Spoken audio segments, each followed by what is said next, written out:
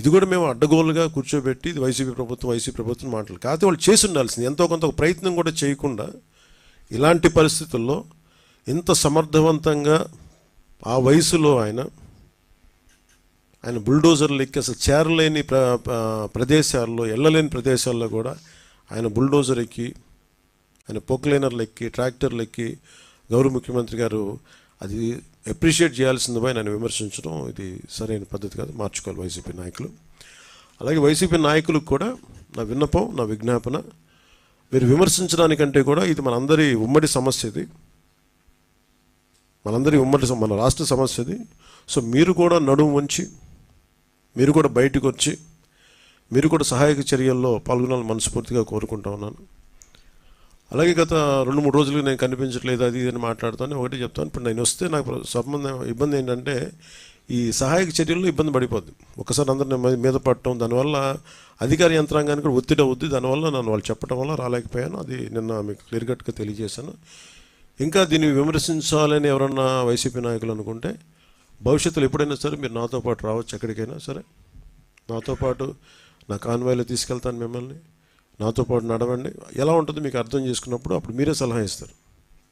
అందుకని దయచేసి దీన్ని ఒకసారి మీ దృష్టికి తీసుకొస్తాను. కానీ విమర్శించే వైసీపీ నాయకత్వానికి ఎవరికైనా సరే రాష్ట్ర ప్రభుత్వం చేస్తున్న ఈ చర్యల మీద ఎవరన్నా విమర్శించదలుచుకుంటే వాళ్ళందరికీ కూడా ఫస్ట్ మీరు సహాయం చేసి మాట్లాడండి. మీరు సహాయం చేసి మీరు బయటికి వచ్చి మీరు మాట్లాడి ఇళ్లలో కూర్చొని కాన్ఫరెన్స్లు పెడితే సరిపోదు. మీరు లోపలికి వచ్చి దిగండి మనస్ఫూర్తిగా. అలాంటి పరిస్థితులు అంటే మేము కూడా మాతో కలిసి తీసుకెళ్తాం. అలాగే వరద ప్రభావిత ప్రాంతాల్లో నేను ఇందాక మన కాన్ఫరెన్స్ కాల్లో కూడా మాట్లాడితే ఒకటైతే చెప్పిన, ఒకటి ఇమీడియట్ మెషర్స్ ఏంటి, ఈ వరద నీరు వచ్చేసిన ఇమీడియట్ మెషర్స్ ఏంటి, అలాగే భవిష్యత్తులో దీనికి ఇమీడియట్ రిపేర్, సపోజ్ రోడ్లు తెగిపోయినాయి, గట్లు తెగిపోయినాయి, అలాగే రోడ్లు పాడైపోయినాయి. సో వీటికి ఇమీడియట్గా అసలు జనాలకి రాకపోకలకు ఇబ్బంది కలుగుతూ ఉంటే ముందు వాటికి ఇమీడియట్ రిపేర్ చేయించడం ఒకటి. అలాగే రెండవది పర్మనెంట్ రిపేర్స్ ఏం చేయాలి. దీనికి దాదాపు ఒక 200 కోట్లు ఓన్లీ పంచాయతీల వరకు తీసుకుంటే దాదాపు ఒక 96 కోట్లు బడ్జెట్ ఒకటి ప్రతిపాదించారు. దాన్ని ముందుకు తీసుకెళ్తా ఉన్నాం. దాంతోపాటు మేము అడిగింది ఏంటంటే, ఒక మన ప్రిన్సిపల్ సెక్రటరీ గారు శశిభూషణ్ గారి దృష్టికి తీసుకెళ్ళింది ఏంటంటే, అసలు భవిష్యత్తులో ఇప్పుడు ఉదాహరణకి మీరు ఫారెస్ట్ డిపార్ట్మెంట్ మీరు చూస్తే నేషనల్ మీరు government of India environment forest department వాళ్ళ ఎలా ఉంటుందంటే, ఇప్పుడు ఎక్కడైనా సరే భారతదేశంలో ఉన్న ఏ ఇంచి అడవిలో అయినా సరే ఇంచి కూడా it's completely remote sensing agency ద్వారా it's completely monitored and photographed. అంటే గత వారం ఎట్లా ఉంది, పోయిన వారం ఎలా ఉంది, రెగ్యులర్ మానిటరింగ్ ఉంటుంది. అంటే మీరు ఒక ఫారెస్ట్ డిపార్ట్మెంట్, మీరు ఫారెస్ట్ ల్యాండ్లో మీరు చిన్నపాటి ఒక పాక వేసినా కానీ it can be sensed, it will take a photograph. చాలా క్లియర్ కట్గా డిమార్కేషన్ చేస్తుంటాయి, ఇది ఫారెస్ట్ ల్యాండ్, ఇక్కడ వైలేషన్ జరిగింది. అదే తరహాలో భవిష్యత్తులో ఇప్పుడు మన ఒక డ్యామేజ్ జరుగుతుంది, దీన్ని అడ్రస్ చేస్తాం, దీన్ని బయటకు వస్తాం. భవిష్యత్తులో ఇప్పుడు మనం ఏమనుకున్నాం, ఇప్పుడు కూర్చోబెట్టి ఇది వైసీపీ వల్లే జరిగిందని నేను మాట్లాడలా.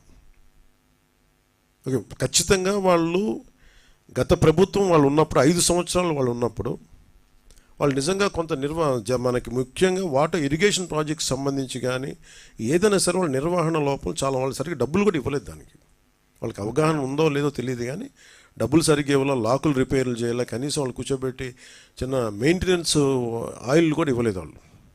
ఇలాంటి పరిస్థితులు చేశారు.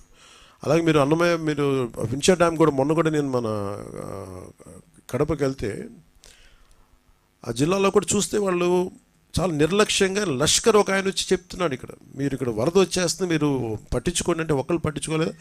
ఆయన ఇండివిజువల్గా ప్రభుత్వం చేయకపోయినా, అప్పుడున్న ముఖ్యమంత్రి గారు చేయకపోయినా, అప్పుడున్న సంబంధిత మంత్రులు చేయకపోయినా ఒక లష్కర్ వచ్చి, రామయ్య గారు వచ్చి ఆయన బయటకు వచ్చి ఆయన అందరినీ అప్రమత్తం చేసి చాలా ప్రాణాలు గట్టెక్కినాయి. ఇప్పుడు విపరీత నష్టంతో.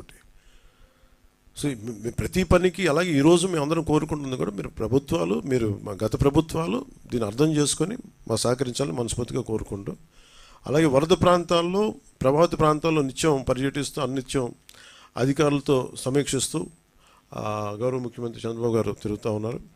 అలాగే NDR national disaster response force, అలాగే స్టేట్ డిజాస్టర్ రెస్పాన్స్ ఫోర్స్, అలాగే పోలీసు, అలాగే మరి నిజంగా నిన్న డిజాస్టర్ మన పైకి వెళ్తే పైన మన డిజాస్టర్ మన స్టేట్ డిజాస్టర్